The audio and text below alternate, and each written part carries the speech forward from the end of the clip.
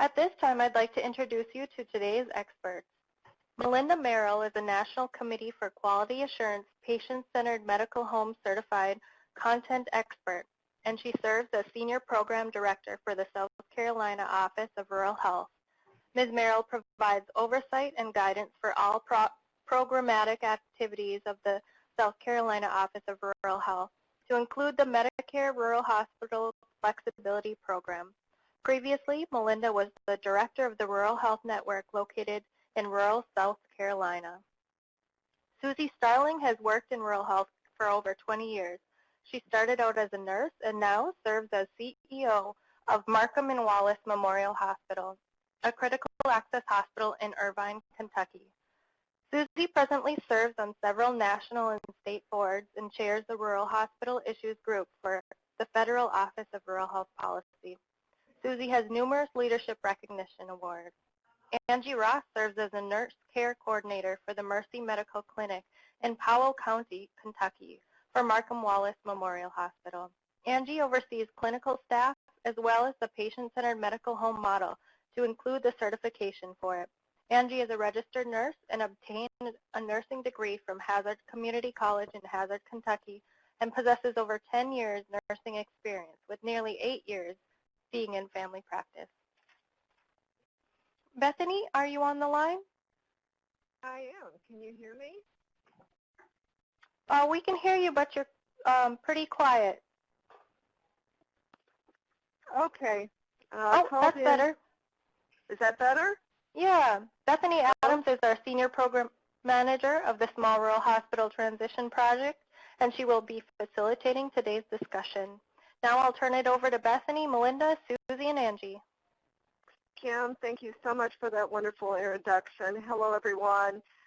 Terry Hill, who's the Executive Director for the Rural Health Innovations, and I believe we all know Terry. He normally facilitates the PMG calls, the Performance Management Group calls for us. Unfortunately, he's unable to join us today, so you get to have me. It's my pleasure to be here. I'm Senior Program Manager for the National Rural Health Resource Center, and I also manage the Small Rural Hospital Transition Project. First, I'd just like to share a little background about Performance Management Group calls, PMG calls, and the Small Rural Hospital Transition Project. The Transition Project was created and is supported by the Federal Office of Rural Health Policy to assist small rural hospitals in persistent poverty areas across the country to successfully navigate rapidly changing healthcare environments. The Transition Project supports small rural hospitals nationally by providing on-site technical assistance to assist these hospitals in bridging the gap between fee-for-service and the future based on value and quality. So we're thrilled to death that Markham Wallace can join us because they were one of our participating hospitals this year. The Transition Project really focuses on improving financial and quality of care, aligning services and community needs, and helping hospitals to identify opportunities, ways of participating in value-based systems such as accountable care organizations, shared savings programs, and patient-centered medical homes, Pcmh, which is why we're hosting this PMG call.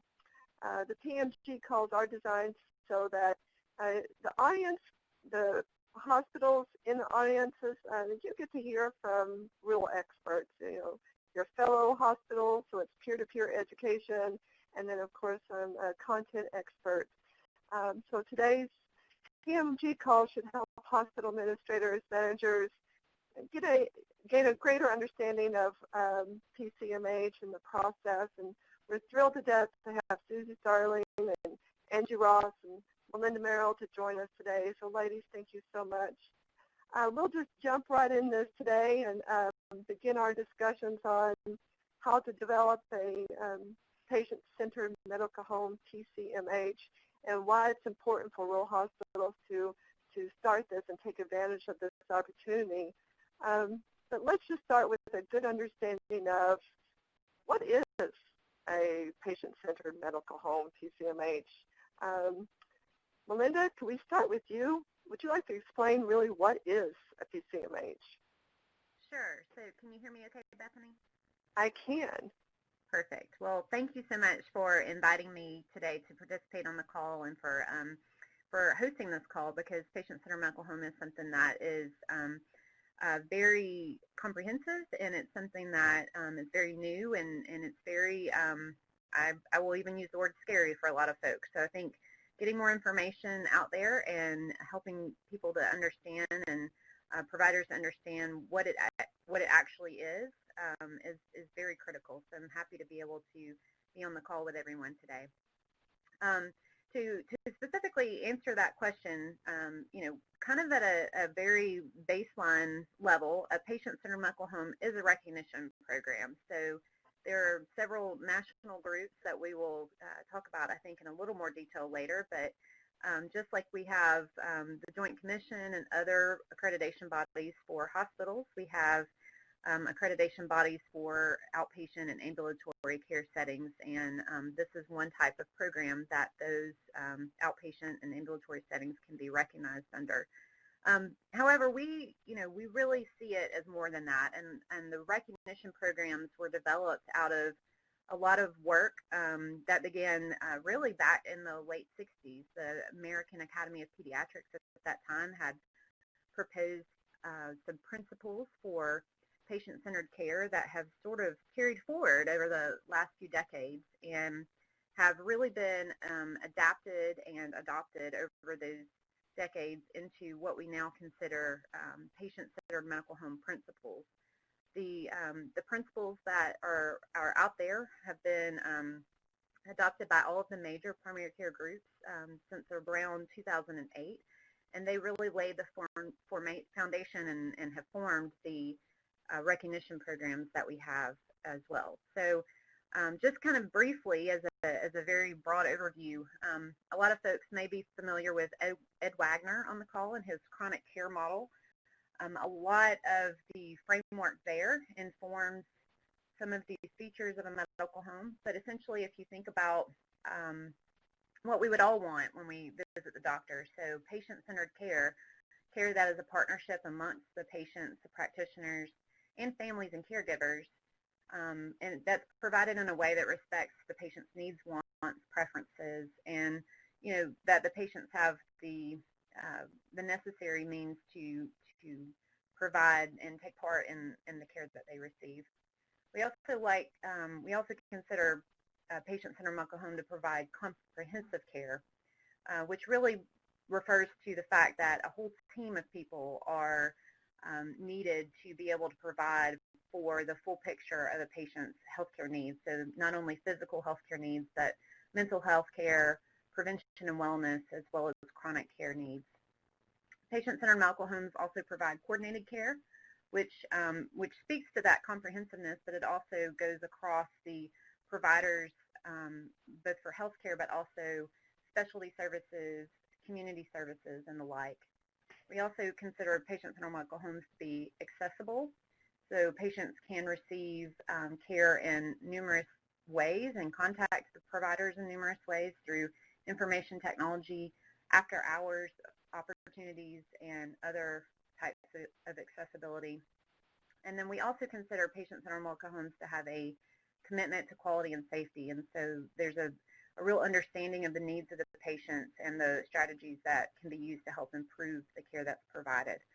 So as that is sort of the academic and the theoretical sort of background as to what a patient-centered medical home is, but as far as implementation goes, I think there are a lot of different tenets there that we could probably speak to, and I'm sure Susie has some thoughts on what those are. That's an incredible introduction and background and so much history that I just didn't really realize how vast and all the components, perspectives of PCMH. That was very, very helpful. Susie, Angie, from your perspective as a hospital provider, what is the patient-centered medical home to you?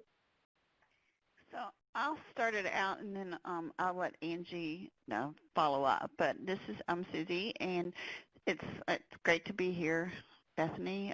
We just finished our project with a small rural hospital transition evaluation assessment. So it was just a great opportunity for our hospital to be able to participate in that, and we've learned so much throughout that whole process. So if anybody on the phone has the opportunity to take advantage of that, I will encourage you to do so. It's very much worth your time. But for the patient-centered medical home, for us from an administrative level, I think looking at our working with our physicians, we have 3 employed physician practices. They're rural health clinics. It really is a model of care that we're using for our providers to practice medicine. It's kind of changing that culture in our physician clinics where we're putting the patient at the center of the care, and then we're adapting our processes to make it a great experience for our patient, not only from the quality perspective, from the outcomes are good, the patient feels good about their experience when they're coming in there, they feel like it's a coordination of care and that they really matter when they come into our physician's office. Not that they didn't matter previously, but our physicians usually are so focused on the, what's wrong with this patient, et cetera. It has changed the culture and it lets our team of providers focus on the patient. I mean, and really it lets every staff member know what the expectations are, because it's a roadmap to care, so it pretty much lays out what we need to know and what we need to focus on. So it sets the priorities for the office, but it also gets everybody on the same page, doing the same thing, working towards the same goals. So it's very helpful in that way. And Angie, I didn't know if there's something from operational, because Angie is really the person that gets all the credit for our clinics getting us started in that direction. First of all, hello everyone. Thank you as well for letting me be a part of today's call. Melinda, that was absolutely a great introduction for PCMH. From an operational standpoint, the structured communication that is focused on each individual patient, I think, is the overall best outcome. Working as a team, the primary care, the nurses, MAs, the entire team from front staff to back is a part of each individual patient's care. For instance, your morning huddles, which are anywhere from 5 to 10 minutes, that schedule that day is discussed. Each patient is individually discussed. What are their needs? What are their specific needs, whether it be chronic disease focus, where are they on their A1C, where do we need to focus on their goals, where are they on their preventative care, when they come in, what do we need to discuss with them to address such issues. It's just the teamwork that Patient-Centered Medical Home, it's just phenomenal how it brings it all together. And I just want to look at it as Patient-Centered Medical Home, what does it mean to the patient? They have, that access to their physician, the 24/7 access. They know that we are a team working toward their individual care. They, using the technology, the MyChart, we can communicate, which we're really focusing on that and trying to get some more of our patients involved there. They can communicate, via web with their provider or their nurses, which gives the patient another feeling of security that they do have that access at any time. All their healthcare needs are being looked at, and I think they get comfort from that when we're asking the questions on their preventative care. We're focusing on your A1C was so-and-so last time. This time it's, we've gone down or we've gone up. These are the goals that we're going to work on to get you where we need you to be. And we get a lot of positive feedback from the patients.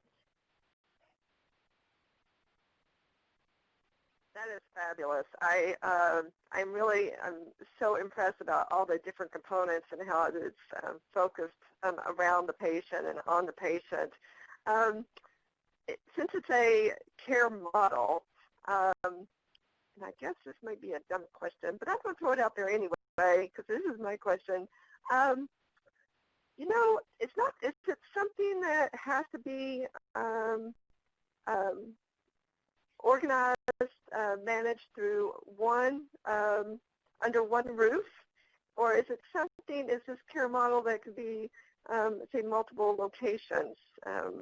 Is it can it be done with various different buildings or organizations? How do these components come together, or does it need to be under one roof? Susie, would you want to answer this? Well, ours is really, I don't know, it's a coordination of care, so the care is received all wherever in the continuum of care, but it's kind of coordinated at that primary care spot. So, you know, it's not really a location thing, but it is driven by your primary care practices. And then, you know, I'm on our models that we're using, you know, it is pretty much under the hub of that primary care practice. Now we have care coordinators that, you know, move from place to place. So I don't know, I can't really say if it's about location, it's more about processes. And Melinda, do you have anything you want to add to that?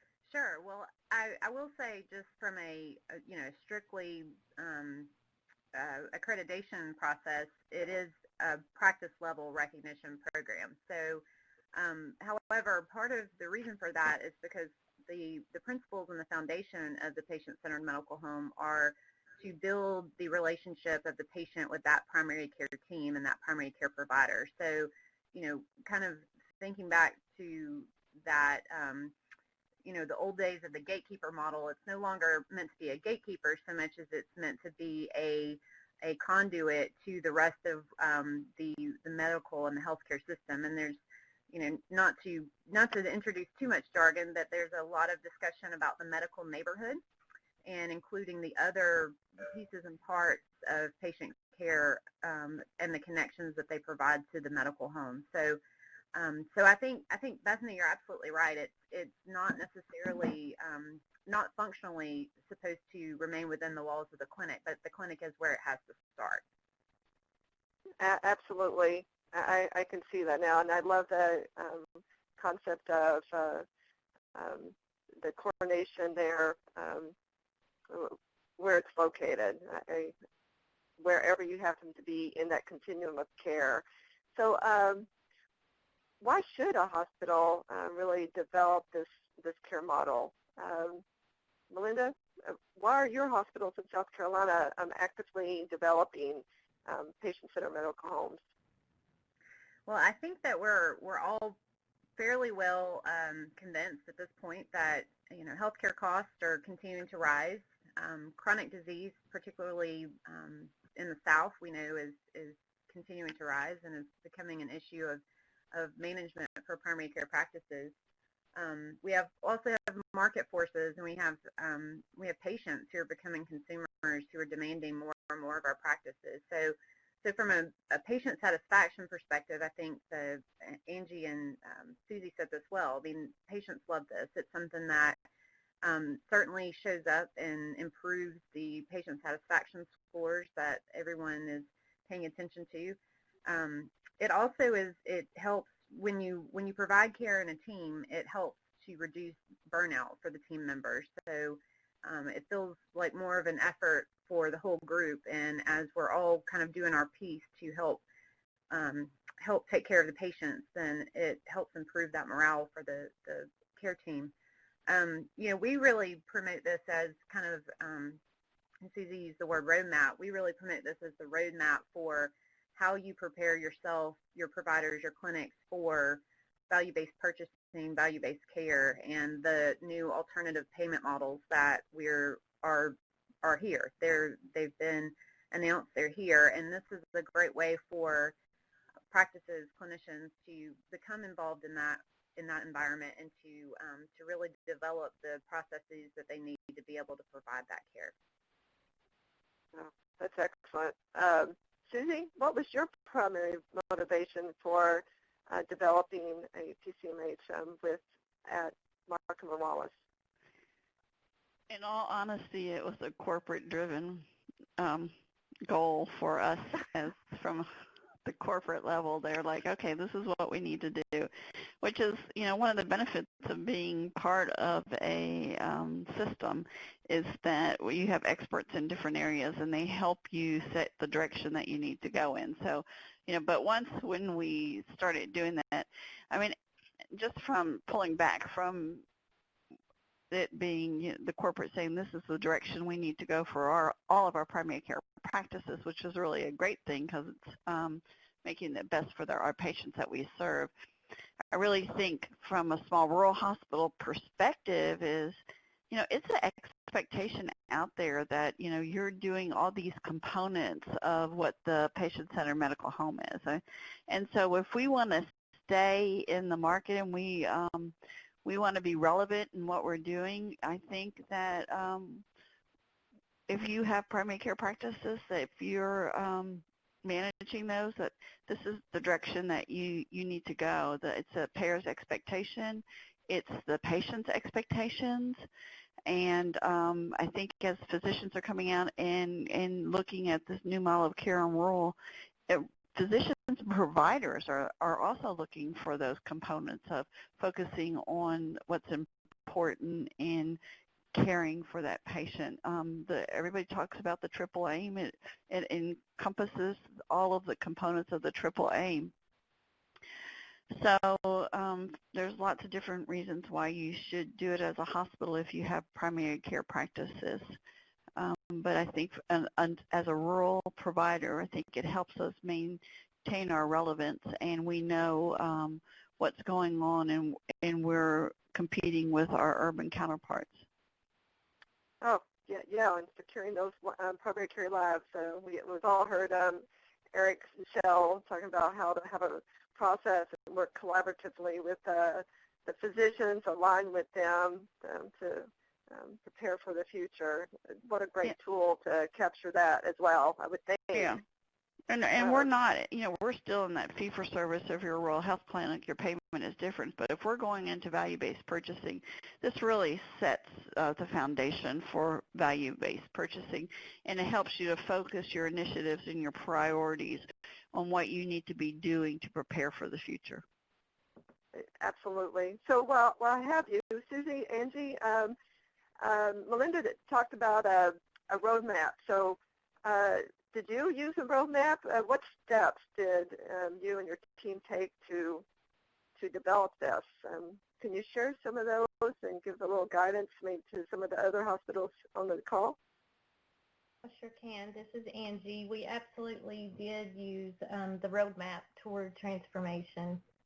We started with initial meetings, pre-assessments of who in our clinics would be a better fit for each standard that needed to be met, and we broke those standards down into teams, and each of us took on a standard and went through it.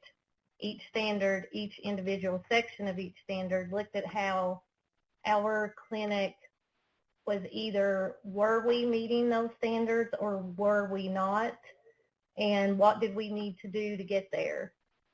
And we developed those processes along the way as we went.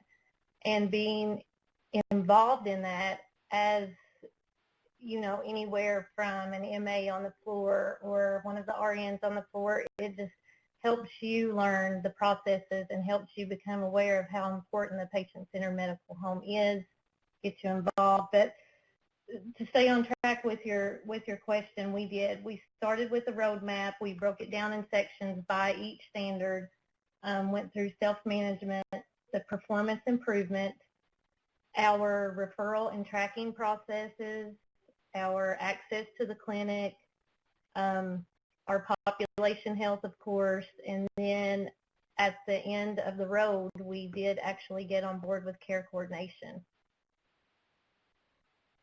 This sounds like a huge process to break all this down. but you did it, you accomplished it, and wow, congratulations. So how long, just give us a feel from time you really say, okay, here's the standards, I'm going to break them down, and we're going to be certified. What was your target? How long did it take you to accomplish this goal? It took our specific clinic right at 6 months. That, like Susie said, we were given a task. Our team knew this task had to be accomplished, and I know that time frame may sound a little unrealistic to some because it is a very lengthy process, but our team was given a task, and breaking it down the way we did and some relentless hours, we did accomplish it in 6 months. From start to finish, we received our recognition at level 3.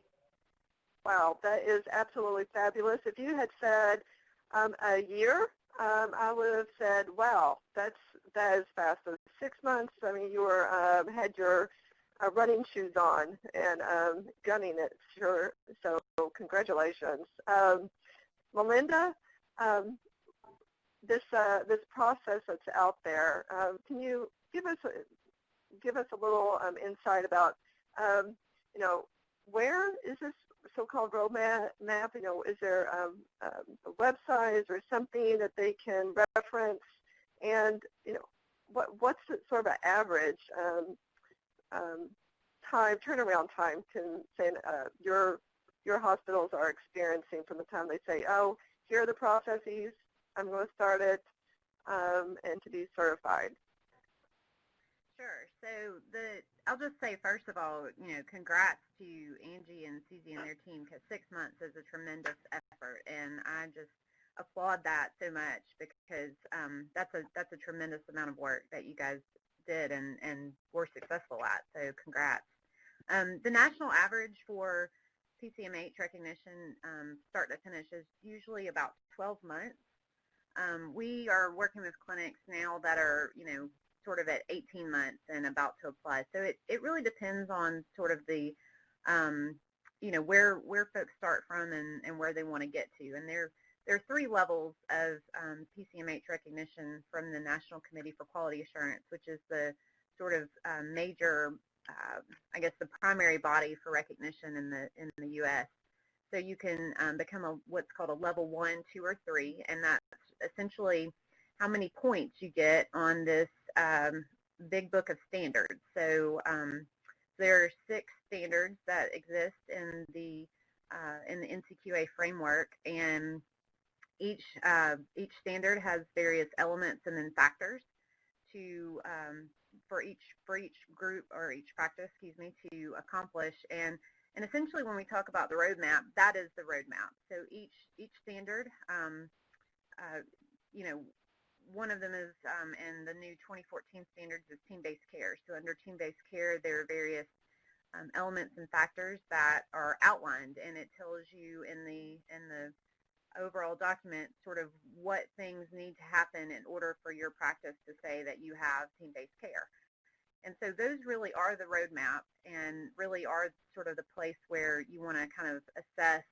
Angie mentioned doing sort of some pre-assessments. Usually that's sort of the first step is, okay, what are we, looking at all these standards, where are we right now? What do we already do? What do we want to do? And what do we need to do to get there? So, but I would back up a step. So the NCQA and those standards are a great resource and are certainly the roadmap. But we start with a couple of other kind of pre-steps, if you will. First of all, forming your team and deciding that you want to do this and that this is something, whether it's a corporately driven decision or something that your hospital or practice just decides that needs to happen is very important. So forming the team and realizing that this isn't just one person's job to get this done is very, very critical to this process. And then the second thing is what my practice transformation director calls know thy practice. So that's really about kind of figuring out what data you have available, what hopefully a lot of folks on the call have done meaningful use, and you can access some data about your practice through the meaningful use reports that you've produced. well, what does that tell you about your practice? What do you know demographically about your practice? And honestly, that's something that is a challenge for a lot of our rural providers. That's not something that we've spent a lot of time on thinking about in the last few years. We've been busy taking care of patients, but really stepping back and sort of looking at, what patient populations do I have? Who am I taking care of? And what kind of care do I want to provide for them? That's really where we sort of start with practices and then get into the roadmap of how you become a patient-centered medical home.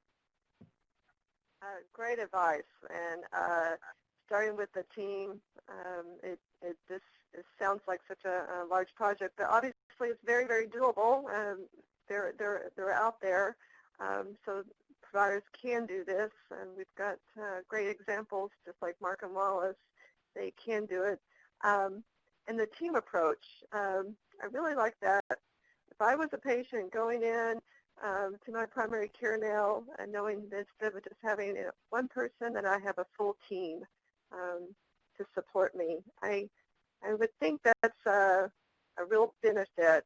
Susie, Angie, what are the benefits of patient-centered medical home? Why should we offer this to our patients? Well, from my perspective, it's great for your patient, and that's what we're here for, take care of our patients. It produces better outcomes for the patient. We look at trying to improve their health, preventative care. It's the right thing to do for our patients. And from our physician perspective, the benefits, I think it kind of changes their focus again. I mentioned this earlier, where they're starting to focus on quality initiatives and looking at how they can make it best for the patients that they serve. And it changes that the patient is really the highest priority in this whole big world of care management and how we're moving forward to value-based care. And it helps bring the physician on board, and it changes their focus. It pulls them towards quality. It takes them away from the productivity model. It's evidence-based. They're using that. It's data-driven, which physicians like. Sometimes the data can be overwhelming, but I think having that data it did turn our physicians off for a little bit at first because everything was about the data, but knowing that they like the data too. If their data doesn't look that great, then they're very unhappy with the data and doing it. But when they start getting really great scores, it just is a real motivator for them. That's fabulous. So I can really see now, I'm starting to learn how the Pcmh is the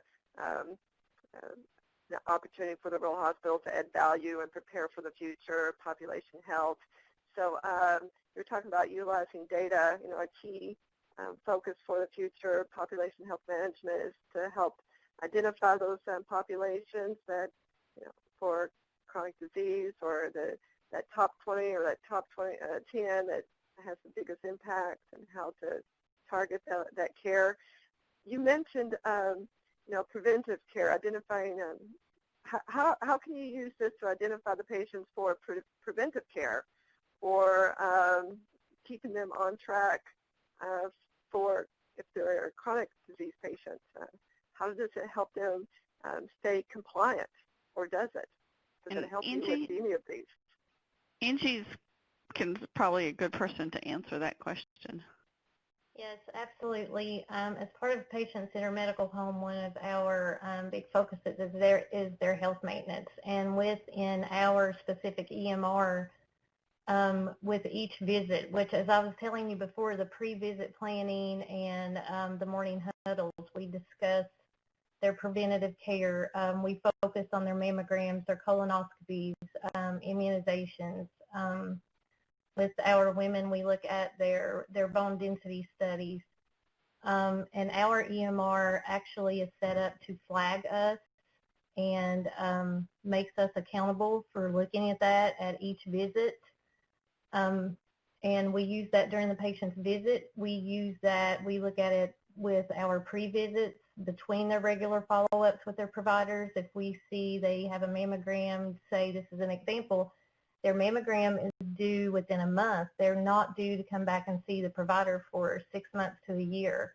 So we're going to reach out and contact that patient, and we're going to make that mammogram happen for them prior to them coming in to see their provider, so that we're getting it done on a timely manner.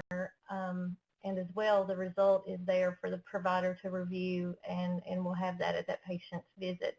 But we do have it set up in our EMR that we are reminded of what to do for that patient. It's a tracking system that we use on a daily basis. So have you heard from the patients? Do they like it? Do they see a difference? Do they know a difference? We absolutely do. The patient involvement in their own health care, that is what's been one of the most rewarding outcomes for me. They feel so involved. As I had said before, they'll bring in those blood sugar logs, and if they feel like their sugar is looking better, they're so happy for you to see that. They know that you're going to be talking to them about how has your diet been going? How are your sugars looking versus, in comparison to how you've been eating, and they monitor their blood pressures at home. They will bring those blood pressure readings back into us. Their preventative care, we have had one patient in particular. She said to me, "I think it's time for my colonoscopy." That's great. Before I asked her, and I about fell out of the chair. That's great. That's a real testimony. The patient involvement, it's just that sense of security of we really do care about them. And as Susie said, at the end of the day, that's what it's about. It's about that patient's care. And I really think they pick up on that, and they feel that focus on them. That's fabulous. That's fabulous. That says it all when a patient follows up with you like that. So moving on forward here, Melinda, listening to all these great benefits about how it supports the physicians and the team and just the patients in general, what would you say to one of the hospitals sitting in the audience that said, this is interesting, but I'm not too sure I want to be certified? So what's the value in being certified? How would you respond to that question? Well, usually if I am faced with that question, I start with the money, because that's really what gets people's attention. So, and this varies a lot state by state, but there are on the state level a lot of incentive programs that are tied to patient-centered medical home recognition. So, for instance, in South Carolina, our state Medicaid program actually pays a per member per month care management fee for any clinic that is participating in either developing or has received their recognition for patient-centered medical home. And then, although this isn't as prevalent in our rural areas, our state Blue Cross Blue Shield, which is our largest commercial payer, also has a very robust incentive program and actually is beginning to pay on outcomes as well. So, for instance, for all of the diabetic patients that the clinic is care managing under Blue Cross Blue Shield, they're receiving a $10 per member per month incentive. And so I think we're going to continue to see incentives like that, at least at the state level. I think a lot or more and more contracts are going to be based around being able to provide and utilize those kind of outcomes. So I think it's really important to be able to not only, know what your data is, but know how you can improve it. So Pcmh helps you do that. And then if you're not a critical access hospital, if you're a PPS hospital and you're faced with value-based purchasing requirements, you're faced with readmission penalties and those types of things, there are documented studies that patient-centered medical home can help reduce readmissions, can help improve patient satisfaction scores. So I think it's very important that we look at how the work of the clinic impacts the system overall.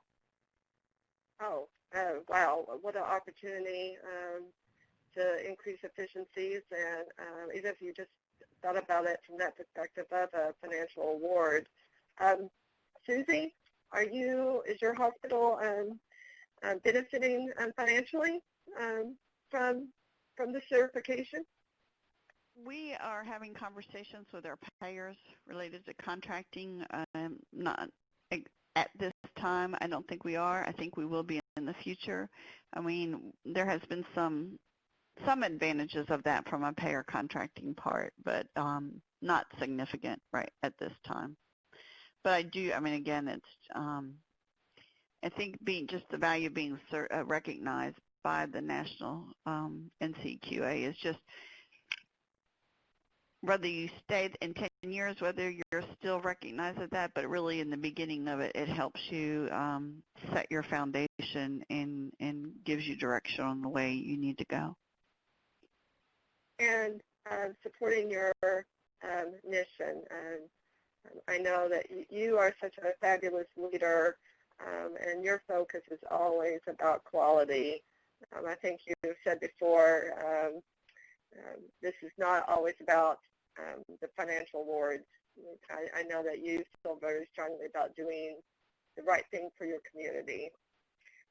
So I always and if that's true, I mean, if you're doing the right thing for your patient, then all that marketing and everything that you do, it's just doing the right thing for your patient, and through this whole concept of patient-centered medical home will produce a very satisfied patient, and that's something that they'll be talking about in the community, about all the cool things. Like, we have a diabetic case manager, and they're loving this person, and we're talking to our patients about diabetes, and she's getting these non-compliant patients for years on board, and they're looking at their diet, they're controlling their A1Cs. I mean, those are the great stories to share about the successes in your endeavors on moving towards a patient-centered medical home. I think it just might be way too early in the process to really know, for all of us to really have a good understanding of the cost savings, the true outcomes. As more and more of the hospitals go on, as the states start really collecting this information about the benefits, the impact, I think you're going to be able to have put real dollar signs and real numbers showing for example, the lives saved from just being compliant with diabetes, for example, being compliant with their meds and following through on your diet. So it might just be too early for everyone to say what is the true outcomes and the real benefits. So stay tuned, right? We just don't really know because it's still just in process. And I think that's such an exciting piece of it for everyone, that this is such an opportunity, such a wonderful tool that we were really just now starting to tap into. Or from my perspective, I think the rural hospitals are just now starting to tap into. Melinda, is your hospitals, are they seeing this as an opportunity to position themselves for a value-based system and help improve some of these health outcomes and prepare for population health? I would say that really in the last 6 months or I guess the first 5 months of this year, we've really seen a lot more interest pick up. We've been doing this work now in our state for about almost 2 years, and we've really we had some really good early successes with some early adopters who have all applied and are some have received recognition and some are awaiting. So I think we've sort of gotten over that early adopter wave, and now we're sort of starting to see a lot of the main group of folks kind of see the advantages here and begin to get involved.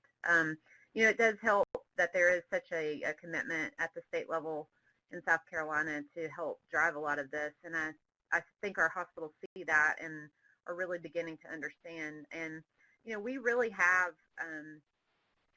really taken a step back and tried to refocus our efforts. And like I said sort of at the beginning of the call, since patient-centered medical home is a big undertaking, and since it can be sort of a scary process, we really try to figure out where hospitals and where practices are with their quality improvement and try to start there. So you know, a lot of times there are gaps in care reports or things like that we have managed care for Medicaid in our state, and so they have reports that they're sending to the practices quarterly that they're wanting them to look at and to make improvements on. And if that's something the practice hasn't really had any experience with working with, then we can go in and sort of provide that support and help them to bridge the gap there and move towards working on quality improvement.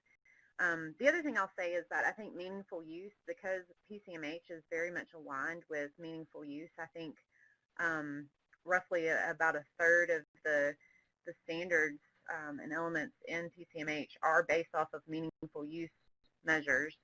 That has really helped propel a lot of this forward as well. So folks don't, hopefully, and what we try to promote is that folks don't see this as yet another initiative or yet another thing. It's sort of an overall all-encompassing progression towards sort of the future of the way that we're going to provide care.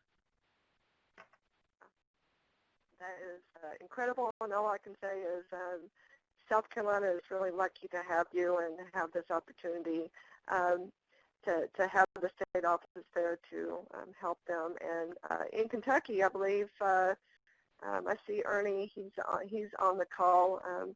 I believe Kentucky State Office of Rural Health, the Center for Rural Health, has been actively involved along with you, Susie and Angie, in this process, and they continue to support their hospitals. So we'll look forward to have an open discussion here in just a moment, get some feedback from them. But one thing I do want to emphasize, you were talking about the early adopters. Angie, I just happen to know Mark and Wallace. They have a culture there of a culture of excellence. Quality is a culture, not just an office. You obviously had to be ready. Your team is always ready. I just want to take a moment to applaud you for being ready to move forward with this change. If you weren't, there's just no way that you could do it in 6 months, but you were ready. And so that upfront process that Melinda is talking about, being prepared, getting up and going, is just so critical. So you should be commended for being such a wonderful leader and having your organization ready, your department ready to take on such a challenge. So congratulations. We're getting close, and I want to make sure we have a moment or two for questions and hear from some of the participants on the call and the Kentucky folks too. What's the take-home message about patient-centered medical home? Susie, Angie, would you like to share if you have one thing that you want to make sure all the hospitals know, make them aware of the most important piece of information? What would you share with them? What would you like to share with them? Angie, you go first.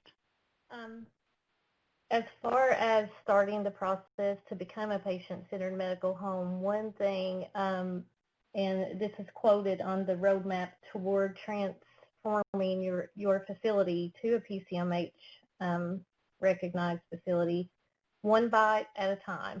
That was our motto for 6 straight months. It can be a daunting task, but it is achievable. And for those, these multiple chronic disease patients, it helps you focus and prioritize those chronic disease processes that you want to pull out and improve upon. It absolutely makes the patients more accountable for their own health care. It really does. And it pulls your entire staff from the outlying clinics to the hospital through the whole continuum of care. It pulls everybody together as one team. And is number one focus is that patient's care and a positive outcome for that patient. And we absolutely have seen positive outcomes. And I'll say, just from an administrative perspective as a CEO of the hospital, I think it's our duty to strategically prepare our hospital for the future, and I think that we're not doing our duty if we don't look at what's out there. And maybe I'm not getting rewards financially right now, but I need to be prepared for what's coming. It's the expectation that we maintain levels of care and a quality perspective that are comparable to our counterparts. If we're not compared to urban counterparts, then we're not going to stay competitive. And so many times I hear small rural hospital CEOs saying the larger hospitals coming in, encroaching into your neighborhood. But if you have a high quality primary care practice performing and you are attached to it or work with it, then there's some leverage that we have as small rural hospitals. I mean, plus we need to know what we need to be prepared for when we're at the table. We need to be able to say, well, yeah, we're a PCMH, yeah, we're focused on quality, we're focused on this, so we're a player at the table. And that's where we have to be in a small rural perspective. If it's good for the patient, if it's good for the physicians, if it's good for the practices, if it's good for the payers, if it's good for the employers, it's, it's the way to go. It's what you need to do. Fabulous, fabulous. Melinda, is there anything you wanted to add to that before we open up the line for questions? I tell you what, there's not a lot that I can add to that, and I love what Angie said because I had the same thing here in my notes, that you have to sort of just, figure out what you can sort of take a bite of and chew for a little while and start somewhere. So I think this is something that, and Susie, you just said that beautifully, it's good for everybody, but since it is something that can be kind of daunting, you have to figure out where you already are and figure out what you can do today, and just keep taking a little step forward towards the overall goal every day that you work on this. And what project have you ever implemented that hasn't been daunting? It's like if you go back to everything we do, it's like, oh, this, it's never as easy as it looks, and it really is, just converting to critical access hospital, working on autonomous, everything that we do. But at the end of the day, the outcome is so good, you forget. Or maybe not really forget. Yeah. Absolutely. That's the outcome, and seeing all the wonderful impact and how it helps people. It's motivating. So, ladies, you have been so incredibly great speakers today. I want to make sure that the audience has time to ask you questions. Everyone on the line, anybody on the line, I would love for you to hit *2 and take advantage of asking Susie, Angie, and Melinda some questions or provide some feedback. We want to hear from you. So is there any questions you'd like to ask? You can also, I always forget, type into the chat box. And Ernie says, one word, bravo. Well, Ernie Scott is the director of the Kentucky State Office of Rural Health, and the Kentucky State Office of Rural Health has a incredible working relationship with Markham and Wallace. They have since really, Susie, since you started, once you started actually your conversion to CAH. So Ernie, thank you. Is there, there's a hand up by Greg. Greg, why don't you just hit *2 and ask your question or type it in.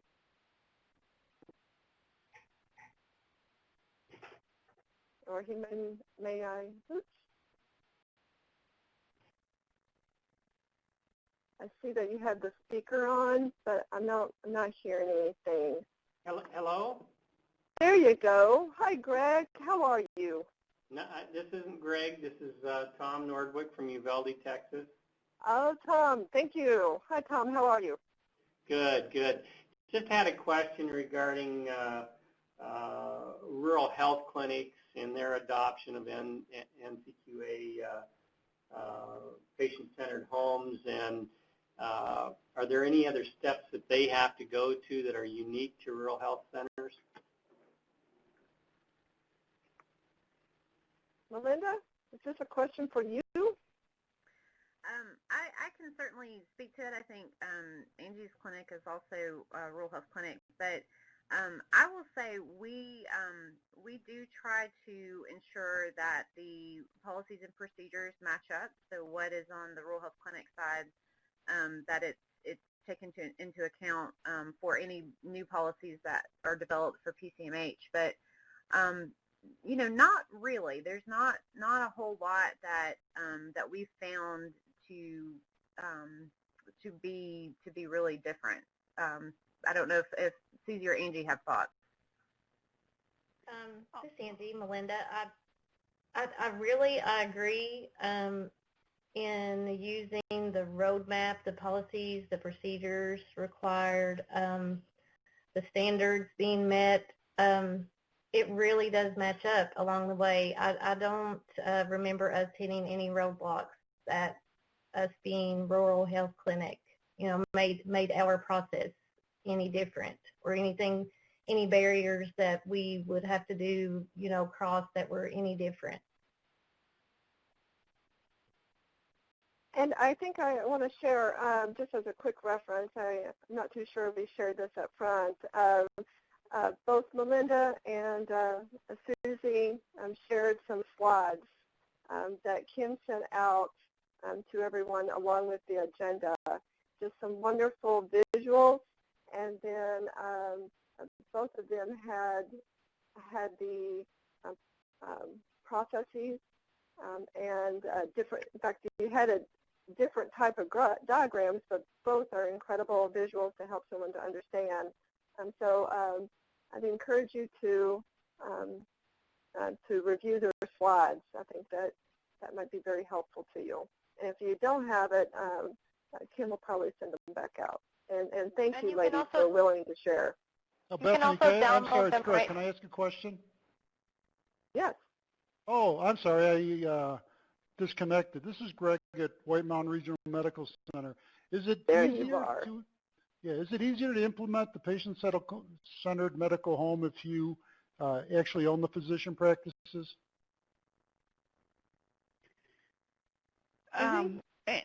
For us, we've included quality indicators in their physician contracts.